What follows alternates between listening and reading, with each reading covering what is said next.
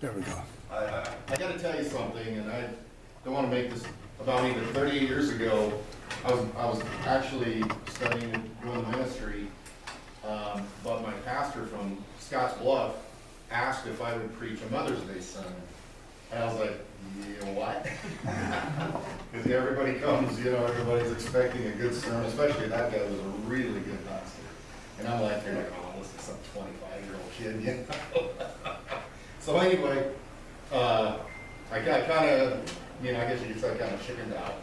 But I feel like here I am like 38 years later and God's like, okay, here's your chance again. So, we're going to look at two women today, and we're going to look at the faith of these women, and we're going to focus kind of on God's sovereignty, but we're also going to be looking at these women, the hearts of these women.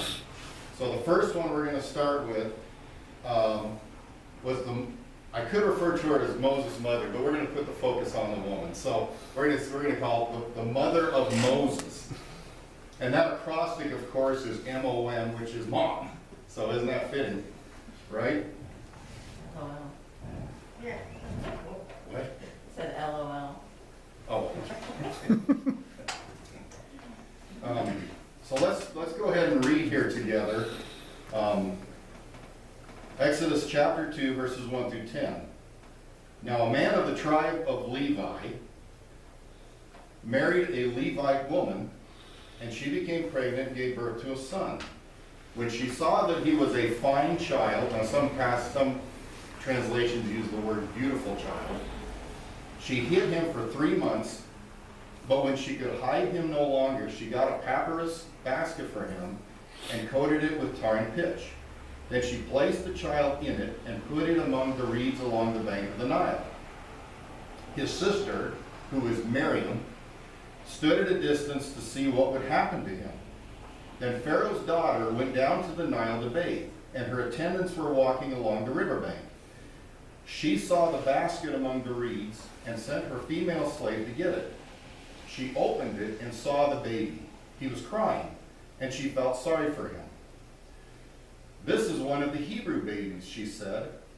Then Miriam asked Pharaoh's daughter, "Shall I go and get one of the Hebrew women to nurse the baby for you?" "Yes, go," she answered.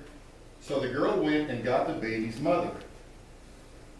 Pharaoh's daughter said to her, "Take this baby and nurse him for me, and I will pay you." So the woman took the baby and nursed him. When the child grew older, she took him to Pharaoh's daughter, and he became her son. She named him Moses, saying, "I drew him out of the water." Now, it's amazing how God works his plan through history. Because if we were to go back in chapter 1 here, Pharaoh had just said he was trying to kill all of the male children that were being born to the Israelites. Because God was blessing the Israelites, they were becoming large in number, and the Egyptians were getting a little nervous about this. So Pharaoh told the midwives, if an Israelite woman is having a child, if it happens to be a boy, kill it. If it happens to be a girl, let it live. Well, these midwives feared God, and so they were like, they disobeyed. So the Pharaoh's sitting back here and he's thinking, well, how come there's still all these young Hebrew kids running around, male Hebrew kids? So then he said, okay, fine. So then he put out an edict and said, okay, any Egyptian, if you see a male, you kill him. This is the environment that Moses was born into. So here's Jochebed, that's Moses' mother. So we're going to see her hide Moses. She did not want Moses killed. And, who would want their child to die, right? But at great risk to her, she hid Moses for 3 months. Now, Jochebed showed a lot of creativity here, because she came up with this plan first she hid the baby, but when she could no longer hide it, because when babies get older, they get louder, the lungs develop, and she was, a soldier could be walking, an Egyptian soldier could be walking past, or even just an Egyptian, and hear this baby, this male baby crying, right? So she had to come up with a different plan. So she develops this plan where she was going to place the baby in a basket. And it's interesting, that Hebrew word there for basket is the same word for ark. That's the same word for Noah's ark. So she basically made this little ark for Moses, just hoping that, she was obviously doing this in faith, that God would take care of him. So in essence, that she was putting him into the Nile, because Pharaoh wanted those male thrown into the Nile, so she was doing that, but just not in the way he wanted. And then she placed Miriam close by so she could watch to see what happens. Well then, now here comes Pharaoh's daughter, and she goes down to bathe. Now she knew, Pharaoh was her dad, right? So she goes down there, she knows what the edict is. These kids are supposed to die. But when they find it, they open it, and Moses is crying. And I really like what J. Vernon McGee says. He said, at that moment, God brought together two things that he created. A baby's cry and the heart of a mother, or a heart of a woman. You women can all probably relate to that. She felt sorry for the baby. And even Pharaoh's own daughter disobeys him, right? So God is working here. It's amazing how God works behind the scenes. So then Miriam comes and suggests, how about I go find the mother and, she can take care of it. So she did. And Pharaoh's daughter paid her for this. So not only did, in a sense, Jochebed got her baby back, right? But now she gets to spend time with it, nurse it, I couldn't find a good number as to how long Jochebed was allowed to keep him. Some say 2 years, some say 3 years. We don't know. But at some point, Jochebed had to give her son up, and that probably had to be hard because she didn't even get to name the baby. But you can tell, despite that fact that she had to put those feelings aside, she was walking by faith. She was walking by faith. I had my very first pastor, I'm going to name his name. His name was Irvin Huber from Scottsbluff. I love that man. And he always gave me great advice. And one of the best pieces of advice he ever gave me was, whatever God gives you in life, hold it loosely. Don't grasp it. Because he said, I get emotional.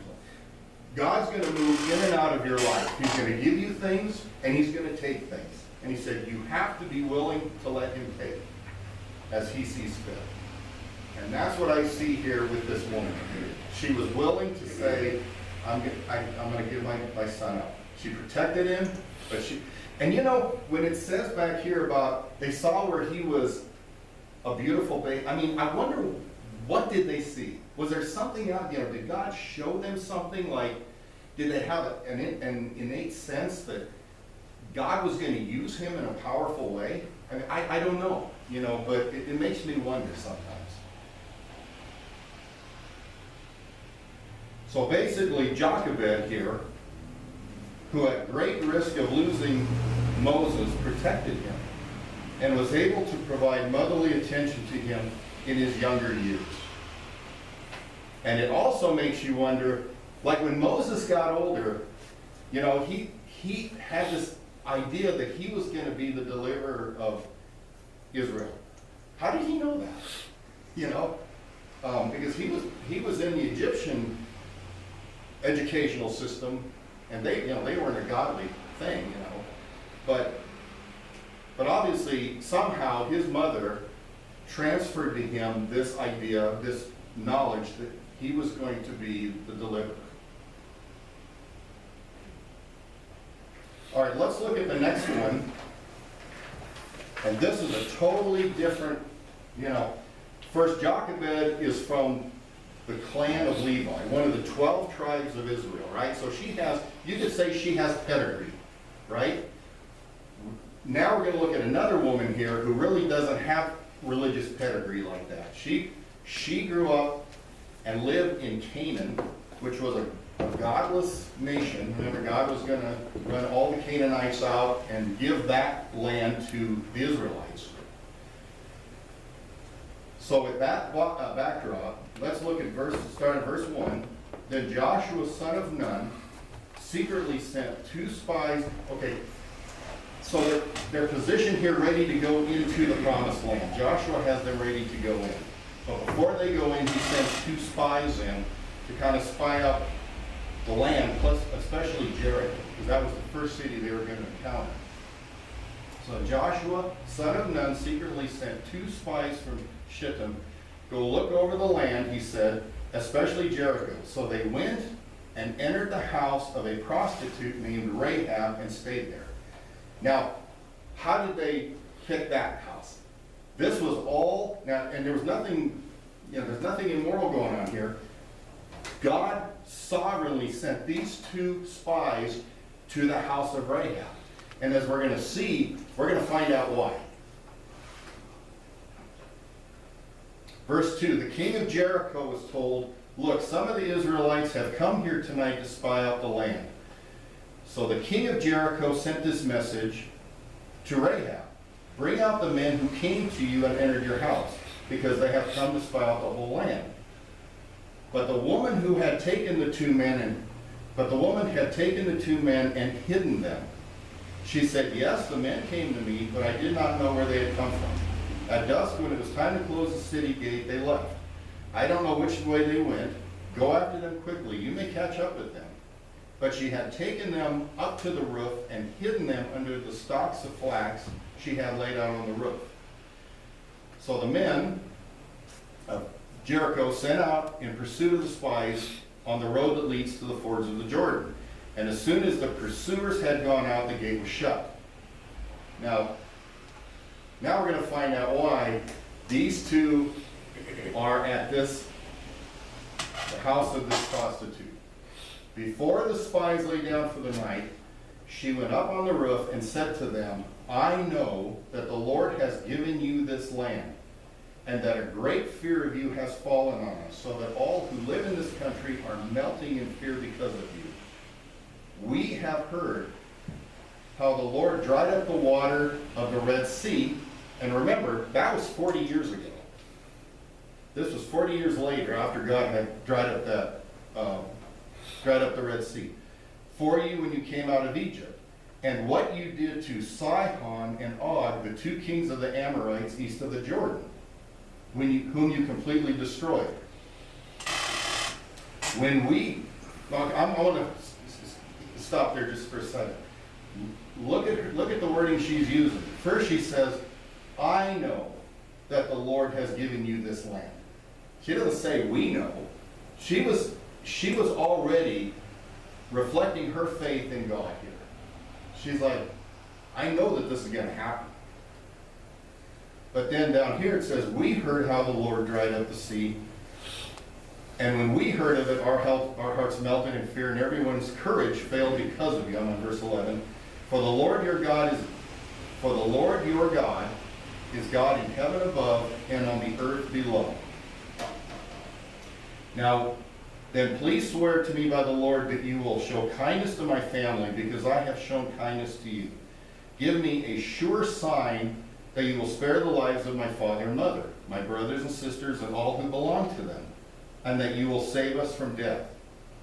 So here we have just the opposite. Instead of him working through God working through an Israelite woman, he's working through this woman from Canaan who surely was an idol worshiper. There was all kinds of idol worshiping, false gods in that area.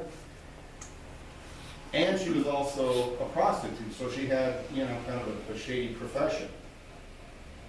But this just shows you the love and the mercy and the grace of God. Because God sent these two spies to her house. Out of all the houses that he could have sent them to, he sends them to those two. And you have to believe it's because her heart was open. Do you realize that if that whole city would have repented, God would have saved all of them? He would have. I mean, look what he did in that whole entire city got saved, right? So, and I used to read that when I was younger. I thought, well, boy, good for Rahab, kind of bad for everybody else. But see, God doesn't work that way. God would have saved all of them had they repented and turned to him. So this just tells you something about Rahab. Even in her sinfulness, she had a heart that was open toward God, right? And isn't that how he saves us? Even when I was dead in my transgressions and sins, he saved me. So in verse 11 there, when she says, I know that the Lord has given you this land, that was a profession of God's ability. Now, all the people in Jericho probably recognize that, right? But she goes a step further. She says in verse 11, she makes this declaration about God. She said, for the Lord your God is God in heaven above and on the earth below. She was recognizing who God was, that their God is God. In a land where there are all of these false gods, she was saying, no, your God is God. And then she takes it a step further in verses 12 and 13, and she demonstrates her faith. Because what she does is she says, listen, and she wasn't just out to save her neck. If she wouldn't have made these declarations about God, you might have got that idea that, well, she's just trying to save her skin, from being destroyed. But no, but by making declarations like that, she showed where her heart was. I really like this in verse 12. She says, now then, please swear to me by the Lord. She says, swear to me by the Lord.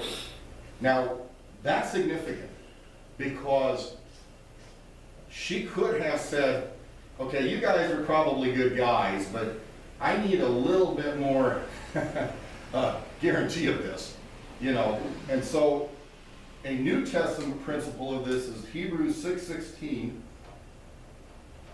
which says this, people swear by someone greater than themselves, and the oath confirms what is said and puts an end to all the argument. So what she's saying is, I want an assurance from your God that you will save my life, that you will save my life and the life of my family.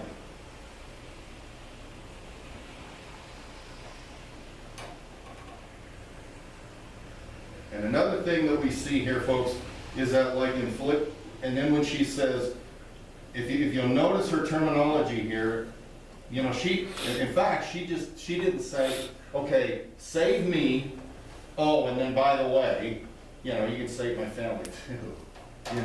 She says it right, it's right there embedded in the verses.